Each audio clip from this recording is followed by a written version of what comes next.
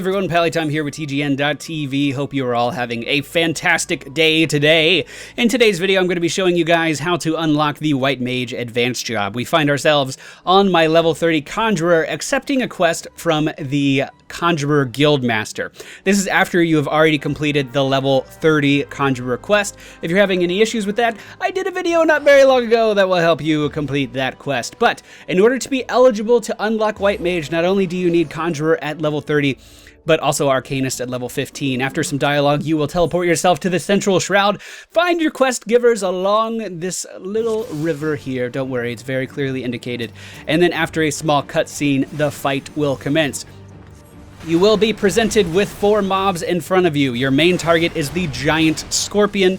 And just a side note, if you've been keeping up with your hunting logs, you can actually get 3 updates in here off of killing that mob that I just killed there. Now, one of the mistakes that I did on this fight was trying to CC the insect swarms. I did not realize how squishy those insect swarms actually are. As long as you have, basic gear, I think I'm mostly in level 20 gear, if I'm totally honest. As long as you have at least some decent damage, a stone 2 will almost be more than enough to kill those swarms in a single cast. There's no reason to risk keeping them alive for any reason. I'm not sure if it's based on boss percentage health or if it's just over time, but more ads will spawn. And it seems like the Shroud Hair is always going to be focused on you. So you want to make sure that you take down the Shroud Hair first. He also has a really nasty silence ability, so it may not be a bad idea to go ahead and use your knockback on the Shroud Hair to keep him back. Again, this was my first time doing this fight, so I was actually still trying to focus down the insect swarms because, again, I just found out how easy they were to kill, and I wanted to kill them. It just seemed like the natural thing to do. Now, switching my attention over to the Shroud Hair, you may have noticed that I was silenced for a little while there, but he didn't have very much health either. As far as your companions go, they do a pretty good job of keeping themselves alive. They are a pair of white mages, if I understood the story correctly.